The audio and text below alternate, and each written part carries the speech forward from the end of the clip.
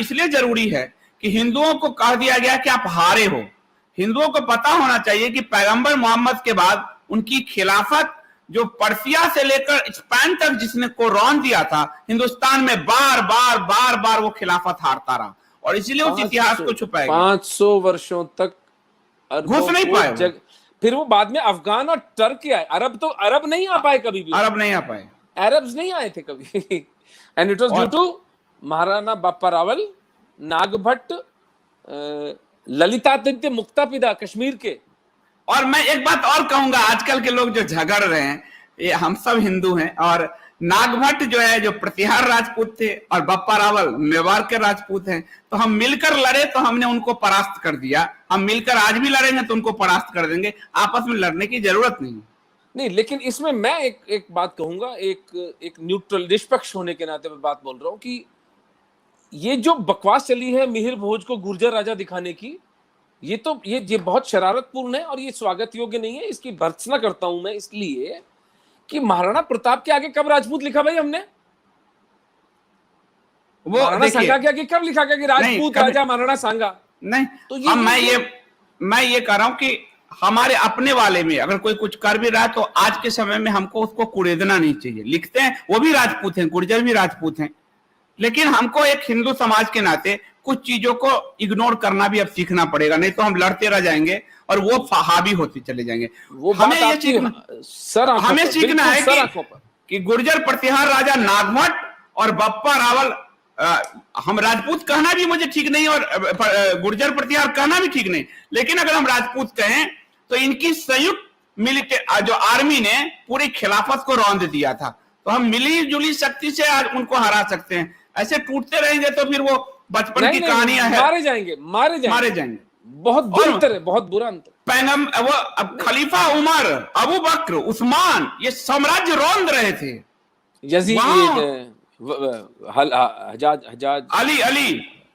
हजाज बिन यूसुफ था, वो तो उनका सेनापति था। वो जो खिलाफत थे, इनके 4 जो खलीफा बनाए गए जिनको इस्लाम फैलाना, हज्जाज था ना जो मोहम्मद बिन कासिम को हज्जाज ने भेजा था।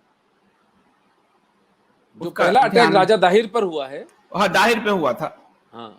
बहुत मार्मिक है। बौद्धों ने साथ दिया, बौद्धों की वजह से हारे दाहिर, बौद्ध मिल गए कासिम से, इसलिए। और ये भी इतिहास में है क्योंकि हम लोग कई बार और इतिहास बताया नहीं गया है कि हमारे यहाँ ये सबसे अच्छा लिखा वीर सावरकर ने कि हमारे जो आज हम जाति करते हैं, हमारे जातियों में जो छुआछूत आया वो बौद्ध शासकों के कारण आया। जो भी हिंसक थे, हिंदू मांस खाते थे, बलि की प्रथा थी, उन सबको समाज बहिष्कृत अपने राजाओं से बौद्धों ने करवाया। ये वीर सावरकर ने लिखा है इतिहास के 6 स्वर्णिम पन्ने में। इसको अंबेडकर जी ने ट्विस्ट कर दिया कि हिंदुओं ने बौद्धों को अछूत बना दिया और वहां से अछूत पिया है। तो अगर हम हिस्ट्री देखें कि बौद्धों के कारण हमें हार मिली बहुत ज्यादा, और एक समय पूरा भारत ही है, अगर आदि शंकर का आंदोलन नहीं होता तो हम आज बौद्ध और इस्लाम हो चुके होते, हिंदू रहते ही नहीं। तो लड़ने की जरूरत नहीं है। वेदांती हिंदू धर्म के अलावा किसी में सामर्थ्य ही नहीं है इन बलिच्छों से लड़ने का, इसलिए कोई लड़े नहीं। वो आत्मबल, वो धार्मिक जो स्पिरिचुअल कोशंट होता है, वो जो धार्मिक आत्मबल होता है, वो है ही नहीं और किसी धर्म में सिवाय सनातन धर्म के।